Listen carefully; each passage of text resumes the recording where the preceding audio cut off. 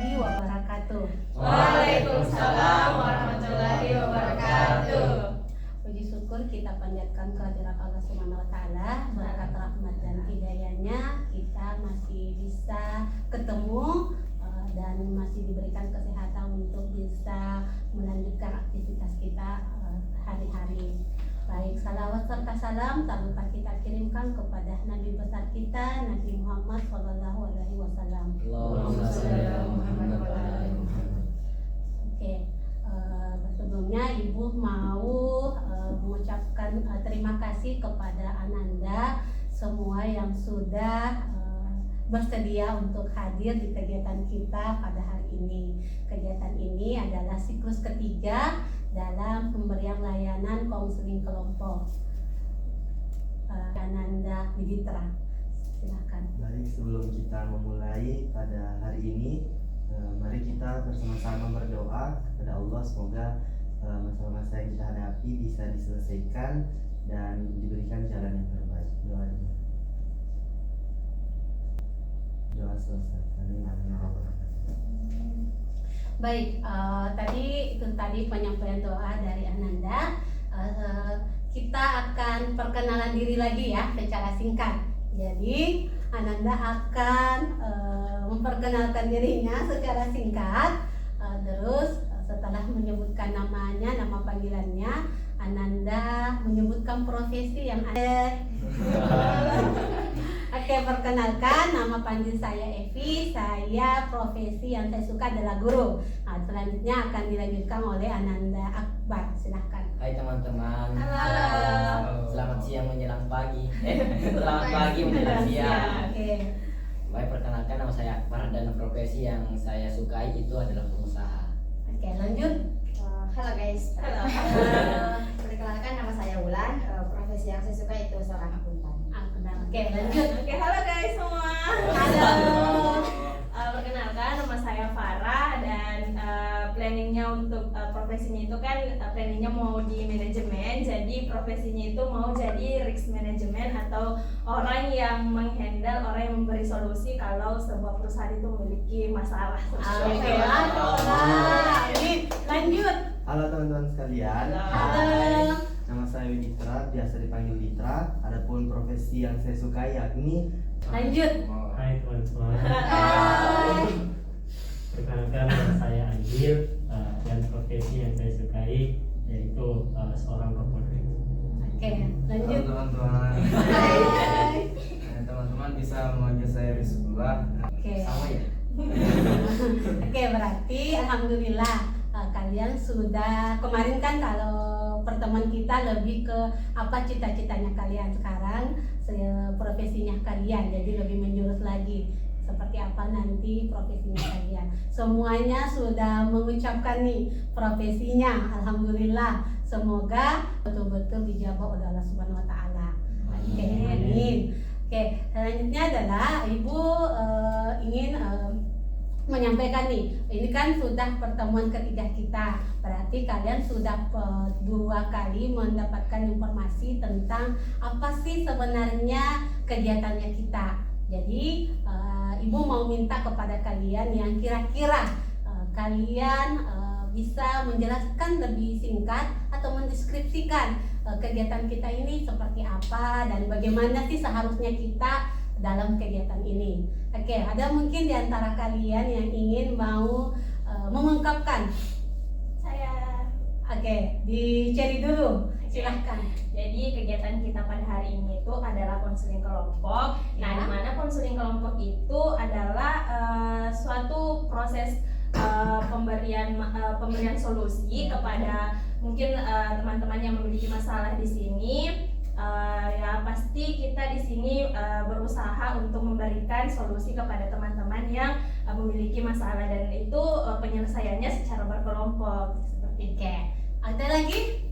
Oke, silahkan Aidil. Seperti yang dibilang tadi oleh saudari Cherry, kegiatan kita pada pagi hari ini yaitu konseling kelompok. Oke.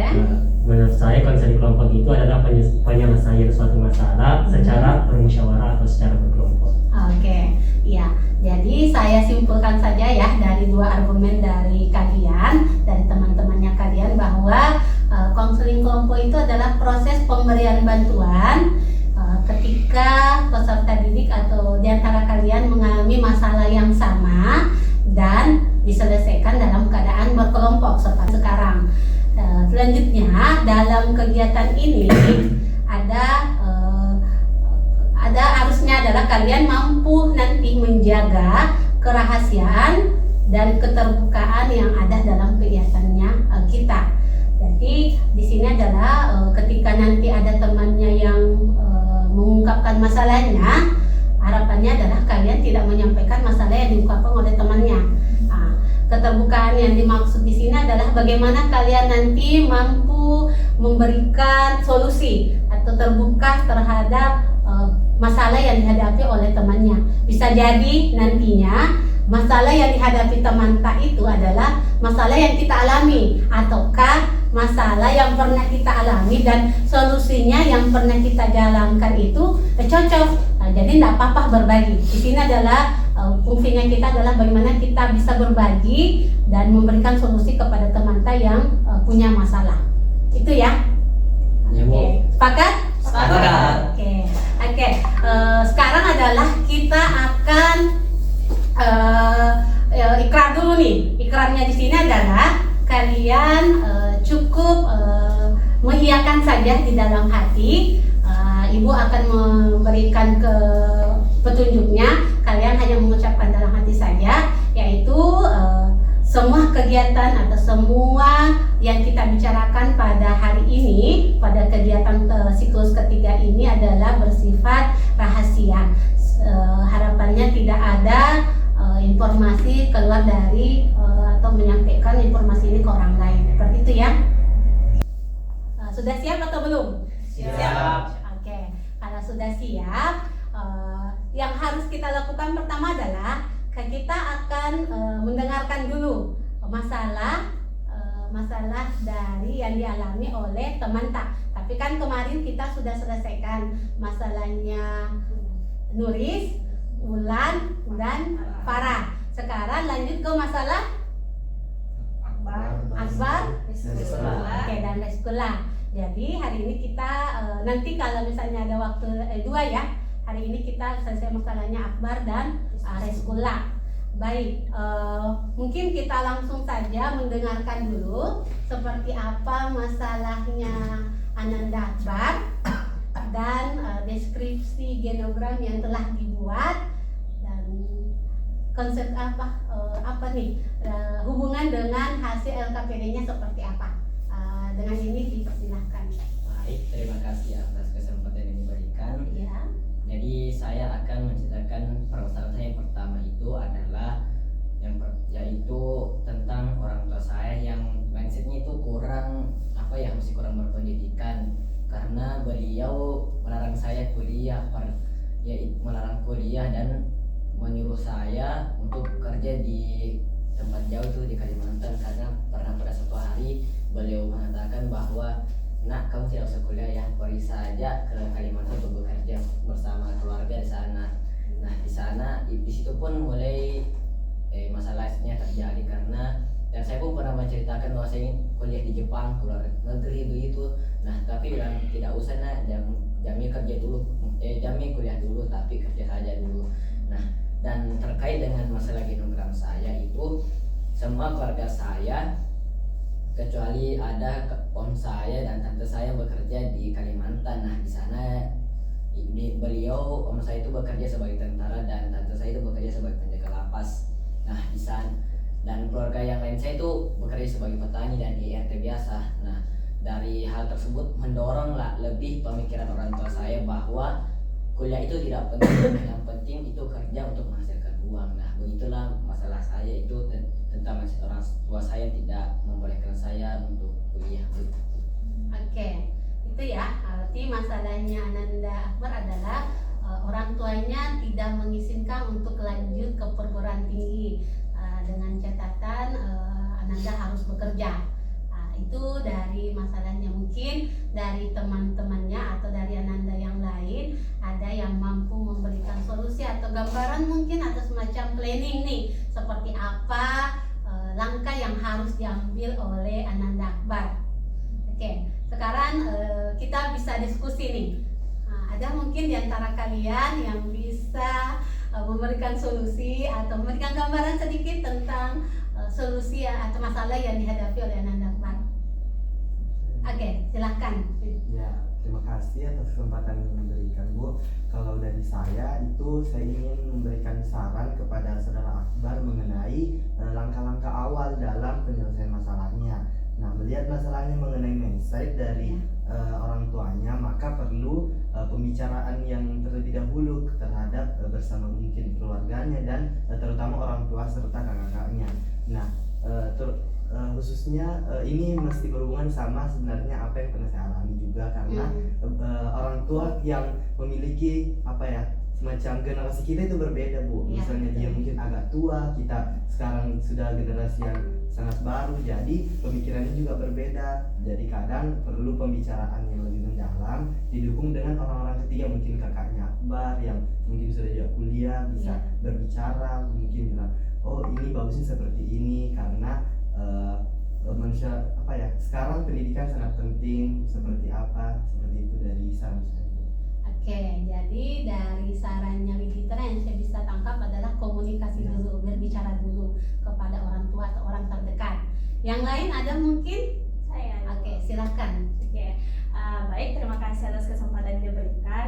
Tadi telah diberikan saran kepada oleh Widitra. Nah, kalau dari saya untuk Akbar itu lebih ke coba Akbar lebih perdalam di mana sebenarnya Akbar punya kemampuan. Nah, kemudian kemampuan itu Akbar harus meyakinkan orang tua. Nah, itu tadi komunikasi dengan orang tua. Jadi sebenarnya Akbar itu harus meyakinkan orang tua bahwa Akbar bisa kuliah, dan kalau misalnya untuk masalah kerja, nah itu coba dikomunikasikan dengan orang tua bahwa saya punya kemampuan di situ. Dengan saya kuliah, saya bisa mengasah kemampuan di situ dan bisa mendapat pekerjaan yang mungkin lebih baik dari yang orang tua berpikirkan seperti itu. Jadi mungkin bisa lebih dikomunikasikan, lebih diyakinkan orang tuanya bahwa saya bisa kuliah supaya bisa mengasah kemampuannya seperti itu. Mungkin karena dari SD sampai SD saya itu tidak berlangsung mencoba diri, tapi saya tidak pernah dibawa ranking 5. Nah, kalau bisa dilihat begitu, mungkin prestasi saya atau kemampuan saya yang bisa dilihat orang tua saya itu pun pasti sudah dilihat, sudah jelas. Tapi kan saya sering sudah komunikasi tentang orang tua, tentang kemampuan saya tentang, tapi masih belum tergerakkan hatinya untuk seperti itu mengizinkan saya begitu. Oke. Artinya dia sudah ada komunikasi, tapi orang tuanya masih belum bergerak nih hatinya. Kira-kira nih solusi yang bisa kita berikan atau saran yang bisa kita berikan ada? Sudah sangat jelas dan memberikan pencerahan tentang masalah saya ini. Oke, kira-kira planningnya Akbar mau seperti apa nih? Sudah ada beberapa nih tadi komentar atau masukan dari teman-temannya. Kamu pilihnya planning A mungkin ini, planning B ini. Kalau setelah mendengar pendapat atau saran-saran teman sekalian, saya sudah memberikan beberapa planning. Metode planning pertama seperti saudara. Tapi tetap berharap bahwa persepsinya salah. Artinya yang dibandingkan itu lebih ke memberikan motivasi.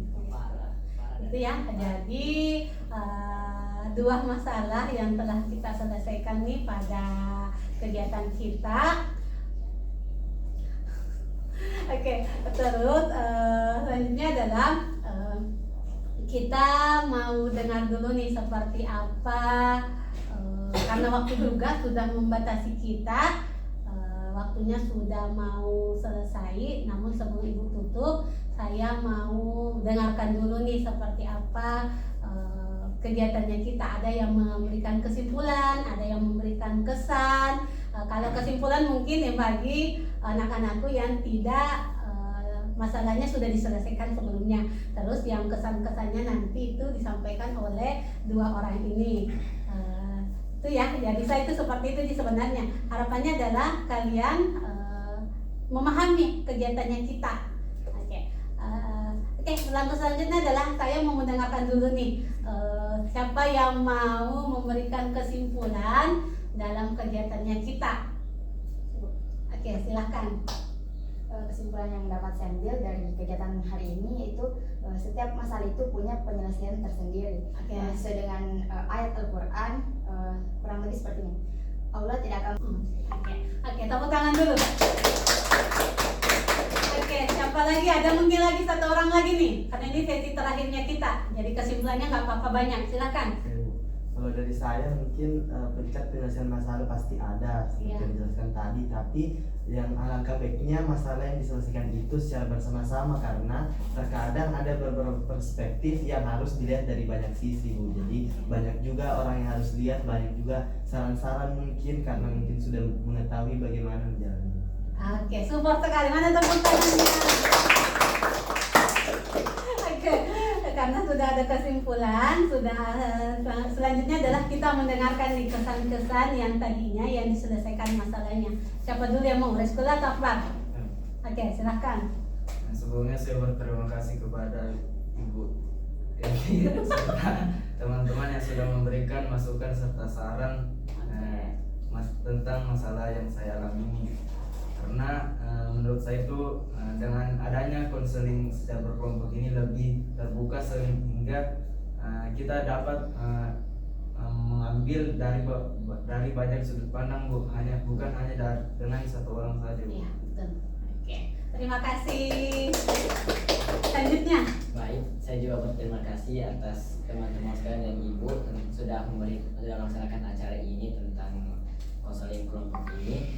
Kesan saya terhadap konseling ini, saya sangat senang sekali karena masalah saya bisa terpecahkan dan juga sangat menyenangkan dalam menyelesaikan kelompok ini karena menyelesaikan secara bersama-sama. Dan yang kedua itu saya tahu bagaimana kenapa teman saya ini bisa begini, kenapa bisa kayak tertutup karena mempunyai saya ini, sehingga saya bisa menyelesaikan masalah tersebut sehingga teman saya tidak terlalu begini dan tidak terlalu tertutup begitu.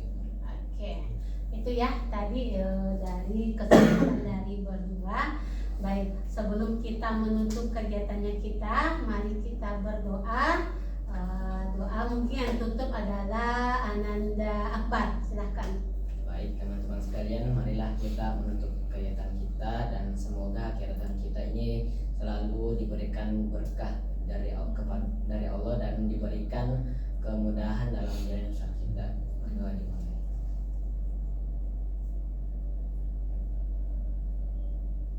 Doa selesai. Oke. Demikian pertemuan kita tutup dengan membaca surah Al-Asr dan doa kafaratul majelis. Bismillahirrahmanirrahim.